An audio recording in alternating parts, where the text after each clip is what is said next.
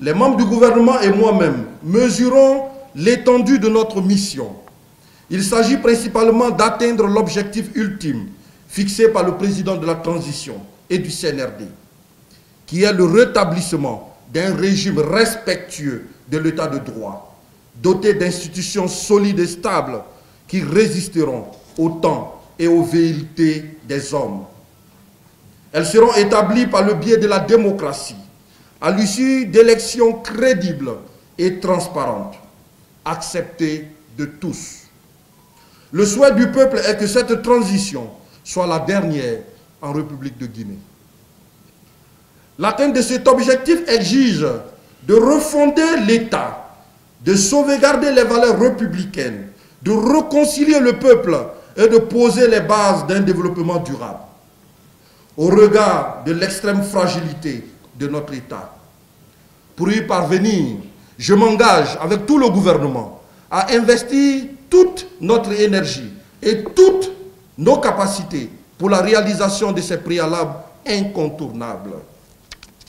Je fais mien les propos du chef de l'État qui a déclaré lors de son adresse à la nation le 31 décembre 2021, je cite, « L'édification de notre nation impose deux choses, la réconciliation et la confiance en nos institutions. » Fin de citation.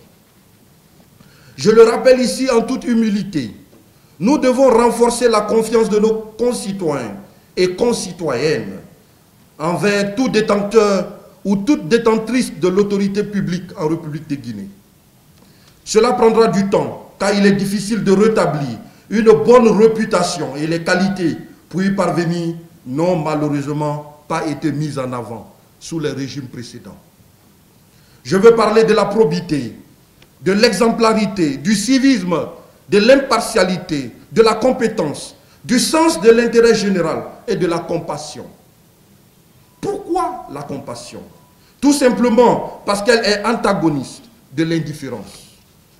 C'est cette indifférence des tenants de l'autorité publique face aux besoins et aux souffrances du peuple de Guinée qui a permis à tous les travers de la malgouvernance de fondre sur notre nation. Ces travers, que je préciserai plus bas, ont mis en lambeaux notre cohésion et notre vivre ensemble. Ils ont également compromis l'avenir de notre jeunesse, laissé pour compte les plus vulnérables, pillé notre économie et détruit notre environnement. La paralysie des contre-pouvoirs institutionnels, seule capable d'arrêter une telle hémorragie, n'a fait qu'accroître la désespérance et le désespoir de nos populations. L'indifférence a aveuglé même les plus avertis et a laissé les populations désabusées, trompées en raison de discours faisant miroiter l'Eldorado, mais démenties par les actes de ceux qui les prononçaient. La plainte du dit citoyen était inaudible. L'exécution des décisions de justice était tronquée en raison d'une justice instrumentalisée. Pourtant, c'est le peuple qui est le premier détenteur de la souveraineté d'une nation. Il est le centre de gravité de toutes les actions de l'État. Tout au long de l'histoire de la Guinée, notre vaillant peuple a prouvé sa grandeur et sa résilience face aux défis internes et externes.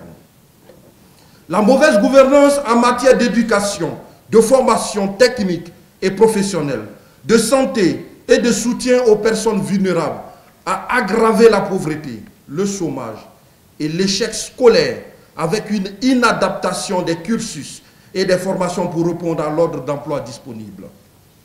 C'est pourquoi, devant cette situation sans issue apparente, nos forces de défense et de sécurité, elles, ne sont pas restées indifférentes.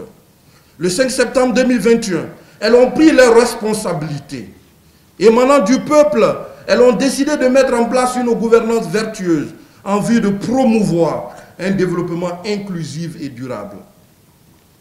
Les populations ont massivement adhéré à ces idéaux et exprimé leurs attentes lors des concertations entre le CNRD et les forces vives de la nation.